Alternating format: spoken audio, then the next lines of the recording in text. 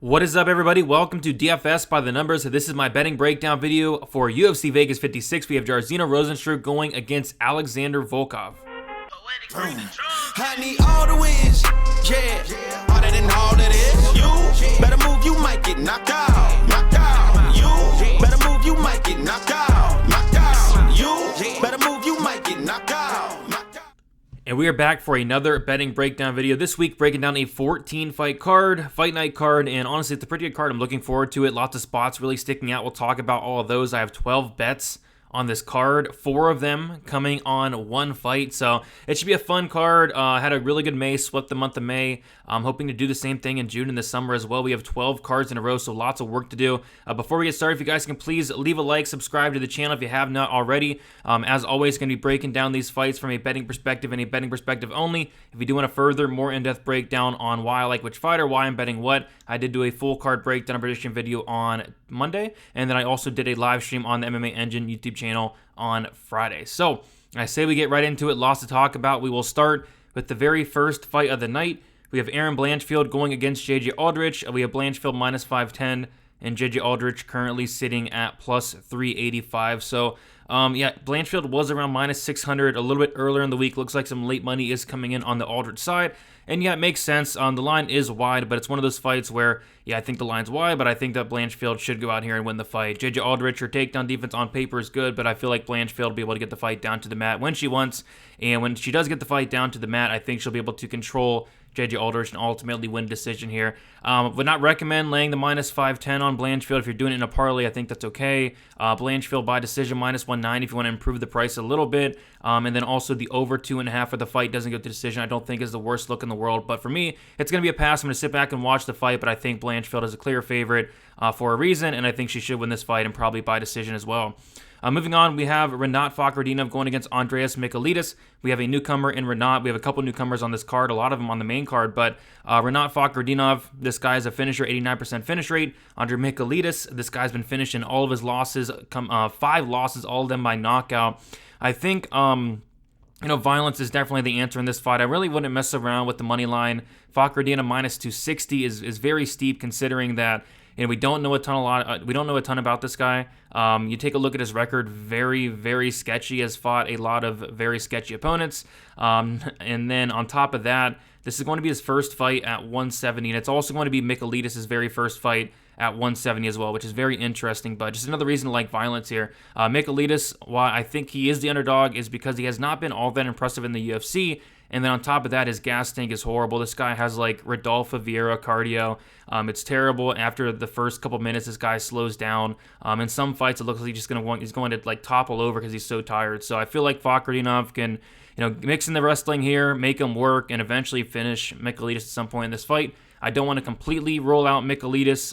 Again, I don't know a ton about Fakhretdinov. I don't know how legit he actually is, but more of a fade on the cardio Michailidis for me here in terms of picking Fakhretdinov, but minus 260, no way. But yeah, the fight goes to decision. I do have a play on it. I have 2 units on the fight, doesn't go to decision. Minus 190, it's currently around there. I see minus 175, minus 180 even. So, pretty solid there. You have 2 guys that are finishers. Fakhretdinov, 89% finish rate. Michailidis, 85% finish rate. Both guys, or Michailidis has been finished in all 5 of his losses. All 5 come by knockout. And then on top of that, the terrible cardio Michailidis, I think there's a good chance that there is a finish. I think Michailidis early or Fakhretdinov late, but I could also see Fakhretdinov finishing Michailidis early as well. So I think violence is the answer for this fight. Fakhretdinov inside the distance, if you do want to improve that, minus 260 price tag. I think Fakhretdinov inside the distance is around minus 110 on most books. So taking Fakhretdinov, but the bet for me is going to be some violence here to kick off the second fight there. Next, we have Jeff Molina going against Zhalgas Zhumagulov. We have Molina minus 180 and Zhumagulov plus 155. So I kind of missed the boat on this one. I saw it around minus 150 last week for Jeff Molina. Probably should have hopped on there. Minus 180, I'm just going to pass. But yeah, it should be a competitive fight here. But yeah, I do like Molina quite a bit. I think it brings a lot of great things to the table in this fight especially. And, one of those things is going to be the volume. This guy has next level volume. He's very well-rounded, has great cardio, is able to push a pace for 3 rounds. Very exciting fighter. Lots of hype on this guy, and that's why we're getting that minus 180 there is because of the hype, because I think the fight is going to play out a little bit closer than the line does indicate. I feel like Zhalgas could make this competitive, especially if he mixes in the takedowns here. But, so far in the UFC, Zhalgas has not had much success in terms of A, getting the takedowns, and B, being able to hold his opponent down. And if he's not able to do it to Molina, and if this is on the feet for 15 minutes, it's going to be Molina outpacing, outvoluming Zhalgasumagulov quite a bit. So I think Molina's the rightful favorite, minus 180. A little bit too much for my liking, but I do think he wins the fight. Moving on, we have Tony Gravely going against Johnny Munoz Jr. Yeah, this is a very intriguing fight because we have Tony Gravely, who is a very good wrestler, averaging over 6 takedowns per 15 minutes. And where does Johnny Munoz Jr. want the fight? He wants it on the mat. This guy's a legit black belt in BJJ. Tony Gravely, very good wrestler. I think it is going to play out on the mat, and I feel like Tony Gravely is the rightful favorite here because he is going to be the minute winner. He is probably going to be the one getting takedowns, but he's going to give Munoz a lot of opportunities to find a submission, 15 minutes to do so. And if you take a look at Tony Gravely, what has he struggled with throughout his career? It's going to be that submission defense. This guy's been submitted 5 times in his career. He's been put in a lot of very bad spots as well, and I feel like Munoz is going to have a ton of opportunities to find that sub. On top of that, Tony Gravely's takedown defense in his own right has not looked good. I think it's around 50% thus far in the UFC. Like, what happens if Johnny Munoz is able to take down Tony Gravely and get on top of him? I feel like Gravely could be in big trouble here, but I feel like if you like Tony Gravely, you probably bet the Gravely by decision, which is plus 210. If you like Johnny Munoz Jr., you bet the sub, which is plus 250. You bet the inside the distance, which is plus 250. So you might as well go with the inside the distance. Or you bet the scorecards equals no action for Johnny Munoz, which is around plus 110 last time I checked. But yeah, I'm actually going with the upset here in Johnny Munoz Jr. I feel like he will find that sub at some point in this fight. And I do have a small bet on it. I have a quarter unit on Johnny Munoz Jr. to win inside the distance at plus 275. At the time, the submission prop, I believe, was plus 275 as well. So might as well get the knockout without paying anything extra there. So cover the knockout, cover the sub. Johnny Munoz Jr. inside the distance, plus 275. Just a quarter unit on that one. And then also, like I said, if you do like Munoz, scorecards equals no action is another spot that I don't mind for this fight, but did not quite get there from a betting perspective. But yeah, give me Munoz here for the upset, and I think he gives Gravely his 6th submission loss. All right, next we have Benoit Saint Denis going against Nicholas Stolze. Yeah, this is a big pass for me. Saint Denis is getting a lot of love for I really don't know why. He made his debut against Dos Santos and just got his butt kicked for 3 rounds and really did not show anything in that fight. And then you go and watch his fights outside the UFC. I'm just not impressed. He's a okay grappler, okay wrestler, but still very green. He just started MMA back in 2019 was his debut. He's getting reversed by these low-level guys. He's submission over position. I don't know if that's going to work at this level. So I don't know if Saint Denis is UFC caliber. At the same time, how good is Nicholas Stolze? I'm not really sure. The guy's 0-2 in the UFC. We've not seen great things for him. So this is probably the biggest pass for me on the entire card. I'm going to take the upset with Stolze. He was a brown belt in BJJ in his own right. He's going to have the striking advantage, and I'm not sold on Saint Denis being UFC caliber. But like I said, I'm not really sold on Stolze being UFC caliber as well. So at plus money, I'll take Stolze, but I'm definitely not betting this fight. All right, next we have Odie Osborne going against Zaruk Adashev. I do have a bet here. I have 1 unit on the under 2.5 rounds, plus 120. This was my only bet I did on the week off, and it hasn't moved as much as I really thought. It's currently like plus 105, so plus money still for the under 2.5. The reason I like this is I think there's some recency bias baked into the line. Odie Osborne, prior to his last fight against CJ Vergara, who's very, very tough, 8 of his last fights before that all ended in the very first round. This guy is kind of a killer be killed fighter, 80% finish rate. He's been finished in 3 of his 4 losses. I think he's very live to either A, knock out Zaruk Adashev early. Zaruk Adashev has been knocked out early before by Tyson Nam. B, especially if he's able to get the fight down to the mat here, I think he can easily submit Zaruk Adashev. Odie Osborne's grappling's no joke. It's just I don't know if he has the wrestling to get it down there, but if he can take down Zaruk Adashev, I think he's very, very live for that sub. And then on top of that, if Osborne is not able to get the finish, I think Zaruk is actually going to have opportunities to finish Osborne. Osborne, like I said, he's been knocked out before. Osborne has a 42% striking defense. He's very hittable. He does slow down, and Zaruk does hit pretty hard. So I think there's finishing ability from both sides here, but mostly Osborne. Osborne inside the distance is plus 165. I honestly don't hate that. I think the sub's live. I think the knockout's live. Zaruk has been finished in 2 of his 3 losses. So give me violence here. Kind of a sneaky play, kind of going under the radar a little bit. But yeah, give me the under 2.5 at plus money, 1 unit on that. Next, we have Damon Jackson going against Daniel Argueta. This is my biggest play on the card. If you guys know me and you guys have been watching for a while now, I typically try to stay away from the parlays, but I do have Damon Jackson in a 3-unit parlay. Damon Jackson parlayed with something on the next card, which is going to be the Jiri Prakashka and Glover the Sheriff fight. Doesn't get a decision. Have 3 units on that. I think it came out to like minus 170, but that was I bet that on Sunday or Monday, and now Damon Jackson's now minus 725. So you can't really do much with that. If you like Damon Jackson, I'd say, parlay piece is fine. I don't know if I'd mess around with the props, though, because I could see a Damon Jackson knockout. I could see a Damon Jackson submission. I could see a Damon Jackson decision. I think all those are on the table, but I think Damon Jackson's a rightful favorite. He's a big favorite for a reason. Just a nightmare matchup for Daniel Argueta, who's coming up a weight class on short notice, and Damon Jackson just better everywhere. Damon Jackson, better experience. Damon Jackson, the bigger fighter. Better cardio, better striking, better grappling especially. I just think the really bad matchup and a tough debut for Argueta. But that line has got smoked all week, so you can't really do much with that. But if you still like Jackson, I think as a parlay piece is fine. Next, we got Joe Solecki going against Alex De Silva. Yeah, very tempted on the dog here all week, but I just don't know if I can get there. If I do get there, I will be breaking one of my own rules, and one of those rules is don't bet on these fighters with bad cardio, and that's kind of Alex De Silva. I think this guy has all the talent in the world. I think his wrestling's really good. His grappling's good. His striking's really good. He's going to have the striking advantage here. It's just, as the fight goes on, he does slow down, and that's why I don't know if I can get to him here. I can see it now. I can see Alex De Silva clearly winning the first round, and then just slowing down as the fight goes on, maybe getting caught in a sub late, and maybe losing those last 2 rounds. So, he is young. He's 26 years old. He has taken almost 2 years off at this point. Maybe he has came and made some improvements with the cardio, but I'll be honest, I did not like what I saw from him on the scales at the weigh-ins today.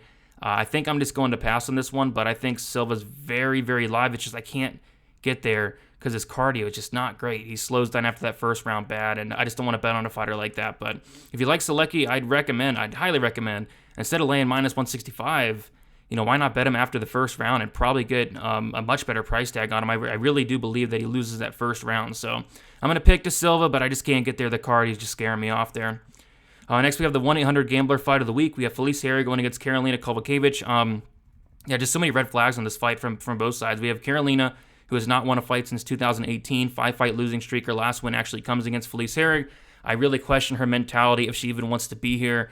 Felice Herrig, she has an OnlyFans. I believe she's only doing the feet on there, by the way. I don't know that. I heard it, by the way. She's 37 now, 37 years old. She has not won in 2019, 2018. It's been forever as well. 3-fight losing streak for Felice Herrig, coming off of multiple surgeries. So do you want the 37-year-old OnlyFans Herrig, who's coming off of a big layoff with multiple injuries, or do you want a Karolina Kowalkiewicz, who's 36 years old, 5-fight losing streak, has looked like complete crap? I mean, I think a pick'em is about right here. I would not recommend betting this fight. I'm going to pick Karolina Kowalkiewicz just for sake of giving a pick, because she did win their last fight, but again, that was almost 5 years ago at this point. But yeah, Karolina was able to stuff the takedowns, keep it on the feet, and outpoint Herrig. I kind of see that, but my goodness, I really don't know. Karolina can come out here and look horrible like she has been, and maybe Herrig comes back and looks solid. I don't know. But I'll take Karolina for the upset, but yeah, just don't bet this fight. Next, we have Alonzo Menafield going against Askar Mozarov. This is my main event of the night. I have 4 bets on this fight, and I made a big mistake. Last week, I saw the fight doesn't go to decision, opened up around minus 250, around minus 300, and I should have just max bet it there. It was not able to look into it in time, and by the time I did look into it, the fight doesn't go to decision was minus 500, and yeah, currently we see the fight doesn't go to decision at minus 800 on BetOnline, and then on FanDuel it's actually minus 950, and then on DraftKings it's minus 900. So we are approaching a minus 1,000 almost. Fight doesn't go to decision line, and last week I saw the over/under was set at 1.5, and it was juiced minus 220 to the under. I thought it was a mistake, but after looking into the fight, it's definitely not a mistake. And there's been a lot of shenanigans all week with Mozarov and his record. This guy started off 27-7. A couple days later, he was 21-11, and now he's 19-12, something like that. There's been articles about him throwing fights. There's been articles about him changing his name and calling and acting like a promoter, saying that fights never happen. There's some crazy stuff out there about Askar, and I think it's going to make for a very good documentary one day. But as far as this fight goes, I did bet on Menifield before all the craziness happened. I bet Menifield minus 151 1 unit. I saw that he was a fraud before everybody else did. I mean, just go watch the tape on the guy. Go watch the tape on the guy. This guy is going out there and knocking out the lowest possible level guys you'll ever see. And when he faces any resistance whatsoever, he just quits. I've seen this guy tap the strikes. This guy's been submitted 8 times, apparently. This guy is the definition of a kill-or-be-killed fighter. This guy's the definition of a good hammer and an awful nail. So I saw through all of that before anybody else did, apparently, because now he went from minus 151 where I bet him on Sunday. He's now minus 250. So all this stuff's coming out about him being a fraud and all that, and people are just piling on to Alonzo Menifield. And I feel like the line is about accurate now. I feel like Menifield could even be wider. But with all this said, like, Mozarov's going to have an opportunity to win this fight. And if he does win this fight, it's going to be within the first 30 seconds. He's very good, but he's very good for about 30 seconds. I'll give him here. So I have 4 bets on this fight. The first one, Menifield, 1 unit, minus 151. I wish I would have went heavier on that, and I would have if I knew about all the craziness, honestly. But I still liked Menifield on that spot on Sunday. I like it even more now. And then I do have 1 unit on the under 1.5 rounds, minus 165. That line's not really playable anymore. Looks like the under 1.5 still around minus 225. If you can get it around minus 200, I still like that quite a bit. I have the fight won't start round 3 on FanDuel Sportsbook. I put 1.5 units on at minus 220. That's now minus 340, but I think that's a solid parlay piece. And then I also sprinkled a quarter unit on Askar Mazarov to win in round 1 at plus 470. I literally think that's how he wins. Not only in round 1, but probably in the first 60 seconds if he does win the fight. But yeah, those are my 4 bets. Menifield, under 1.5. Fight won't start round 3. And then a sprinkle on the Mazarov round 1 prop at plus 470. I think this fight is obviously a good violent spot. The lines have got completely blown out. Menifield line's been blown out. Under 1.5's been blown out all week. The fight doesn't go to decision, especially, has been blown out all week. But I think the fight doesn't go to decision is the safest spot on the card. But it's like minus 1,000 on some books almost. But yeah, give me Menifield. I think Menifield should absolutely run through this guy. It's going to be the biggest test of Mazarov's career by a mile, by an absolute mile. Menifield should starch him. Next, we have Pauline Battaglia going against Karina Silva. I do have a bet here of 1 unit on the fight doesn't go to decision, plus 130. It's currently around plus 120. I still really like that line at plus money there. Silva, a kill or be killed fighter. She's been to decision only once. She has a 100% finish rate in her wins. She's lost by knockout. She's also been submitted twice as well. Battaglia, a good finisher in her own right, a 75% finish rate for Battaglia. I think it's kind of Karina Silva early. I think early on, if she can get the fight down to the mat, I think she has a good chance of submitting Battaglia. I did not like what I saw on tape from Battaglia in terms of her ground game. You know, Jillian Robertson was able to get her down multiple times, get into mount multiple times, take her back multiple times. We saw that Cynthia Calvillo was able to submit her very, very easily as well, get her down as well. I feel like Silva's very dangerous, and if she can get this fight down to the mat, I feel like the finish is very live there. On the flip side, I think her cardio is awful. I think if this fight gets out of the first round, she's going to slow down, and Battaglia is going to be very live for that second or third round finish. So I think the fight doesn't go to decision. I know it's a women's fight. I know people don't think, women's fights can finish, but they absolutely can, and this one absolutely can as well. I like that fight doesn't go at plus money there. I think it's Silva early or Battaglia late. Next, we have Lucas Almeida going against Mike Trizano. Yeah, so Mike Trizano, probably my least confident pick on the entire slate. I'm picking him just based off of UFC experience. I'm picking him based off the fact that I know for a fact he can go and win a decision. But, Almeida, this guy has a 100% finish rate. Almeida has never been finished in his entire career. I think a sneaky play for this fight, and it has been bet a little bit. I think it's still on DraftKings, though. So the Lucas Almeida, the finish only, which is the same thing as scorecards equals no action on DraftKings, plus 140. And I put 1 unit on that, and last time I checked, I do still believe it's there, but it's starting to get bet on Bet Online and 5 times. But yeah, the reason I like that finish only is because Lucas Almeida, 100% finish rate. Mike Trizano's not really finishing anybody. Mike Trizano, 44% finish rate, no finishes in the UFC. I think if there is a finish, it is probably from Almeida here, and it is probably early on, but if there is no finish, it probably goes to decision, obviously, and then Trizano probably does win that decision. So if you like Trizano, instead of laying the minus 210, which is honestly kind of crazy, I feel like his fight's going to be close. But yeah, plus 115 for Trizano by decision. And if you like Lucas Almeida, I'd recommend either Almeida inside the distance plus 450, or like I said, that scorecards equals no action, the finish only for Almeida, taking a guy with 100% finish rate, going against a guy in Trizano who's not really finishing anybody. So give me that there. Co-main event, we have Movsar Evloev going against Dan Ige. I have Evloev by decision, 1 unit on it, minus 150. It's around there still. Evloev, I know he's going out there in interviews and saying he wants to get a finish here, but why didn't he finish a gassed out Mike Grundy? Why didn't he finish an old retiring Nick Lentz?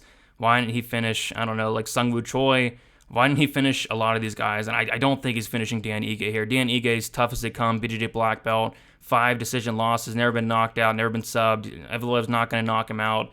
Evolev's not going to sub him. I think if you like Evloev, and I do, and a lot of people do, instead of laying the minus 415, just lay the minus 165, minus 160 for that decision prop. 47% finish rate for Evloev. No finishes in the UFC. And like I said, if he's not finishing some of these other guys, I don't really see him finishing a guy and Dan Ige. If he does, respect to him, that's going to be huge because nobody's been able to do it yet. But I think Evloev just kind of grinds this one out for 3 rounds. Last fight, we have Alexander Volkov going against Georgina Rosenstrok. Yeah, I really wanted to see the weigh-ins for this one. I wanted to see what Volkov weighed in at. Looked like he weighed in around 255. Was hoping for the return of thick Volkov, but that's not happening. It looks like I feel like it's simple. If you like Volkov probably by decision plus 160. Volkov 4-5 decision, I think was around plus 140 last time I checked. I think that's good. If you like Rosenstrok, it's simple. Rosenstrok by knockout plus 190. Also, Rosenstrok scorecards equals no action. Finish only, I think, is a good look as well. I do have a bet on that. I got it on FanDuel Sportsbook. I'm not sure if it's still there, but they had the Rosenstrok finish only. Scorecards equals no action at minus 108. I put a unit on that. I think if this fight does finish, there's a good chance that it is going to be Rosenstrok. I guess Volkov could finish. It's a heavyweight fight, but was hoping for some thick Volkov there, and Volkov did not come in at the heavyweight limit, which kind of disappointing. But yeah, Volkov should win this fight. He should go out there and outpoint Rosenstrok. Rosenstrok is a terrible minute winner, whereas Volkov's going to clearly outvolume him. But Rosenstrok's going to have 25 minutes to land a big shot, and I think it's most definitely on the table there. And we're in the small cage as well, so. Rosenstrok for me, in terms of a bet, the scorecards equals no action, but I think the most likely scenario is that Volkov by decision there. The fight doesn't go decision, minus 140 is not terrible for a heavyweight fight, especially for heavyweights, especially for 5 rounds. And then also the fight ends in KO. I think it's on DraftKings, minus 125 was another spot that I was really tempted on. But yeah, guys, that is about it. Tons of action. I'll quickly recap it. I have 1 unit on Alonzo Menefield, minus 151. I have 1 unit on the Osborne Odishev under 2.5 plus 120. I have 1 unit on the Alonzo Menefield under 1.5 minus 165. I have 1 unit on the Batalio Silva fight doesn't go decision plus 130. I have that parlay, my biggest play, David Jackson parlay with the fight doesn't go in the main event next week, Glover Ejiri. I have Rosenstrok, scorecards equals no action, minus 108, 1 unit. Evloev wins by decision, 1 unit, minus 150. Menefield, Mozara, fight won't start round 3, 1.5 units, minus 120. Quarter unit on Munoz, winning inside the distance. And then a quarter unit on Mozara, winning at round 1, plus 470. And then Lucas Almeida, scorecards equals no action, 1 unit, plus 140. And then the Elitis, Fakradina fight doesn't go decision, 2 units, minus 190. So yeah, lots of action, 12 bets, 4 on 1 bet. Should be a fun card. Looking forward to it. Best of luck, everybody. Leave a like on your way out. Subscribe. All the good stuff. Check out Best Bet tomorrow with me, Wheezy, Narco Cop. We're going to be going live 1 hour prior to the prelims, giving our best bet for each and every fight. The prelims start at 1 o'clock p.m. Eastern Time. We'll be going live at 12 o'clock p.m. Eastern Time. So check us out there. Subscribe. All the good stuff. And best of luck for UFC Vegas 56. See you guys.